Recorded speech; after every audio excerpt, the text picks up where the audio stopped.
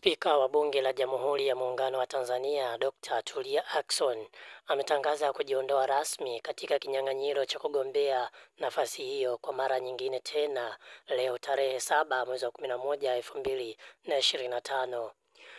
Msikilizaji, kabla hatujaendelea, tumia sekunde yako moja tu kusubscribe chaneli yetu ili upate taarifa zaidi.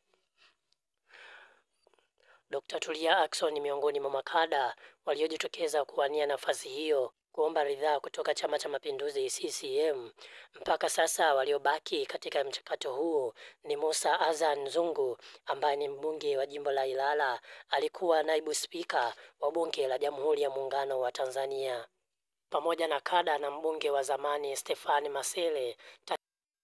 Tayari wabunge wameshaitwa mkoani Dodoma kwa ajili ya kushiriki uzinduzi wa bunge jipya ambapo na mambo mengine kufanya uchaguzi wa spika wa bunge, naibu spika, wenye viti wa bunge pamoja na ridhaa ya uteuzi wa waziri mkuu. Tulia Ackson kabla ya kuwa spika alikuwa naibu spika tangu 2015. Mnamo Februari 2022 aliapishwa kuwa spika na Bunge la Jamhuri ya Muungano wa Tanzania kuchukua nafasi ya aliyekuwa spika Job Ndugai. 2023 Oktoba alichaguliwa kuwa rais wa Inter Parliament Union APU, akiwa mwanamke wa kwanza kutoka Afrika kushika nafasi hiyo. Endelea kufuatilia ndani ya chaneli yetu ya Nomba TV ili upate taarifa zaidi.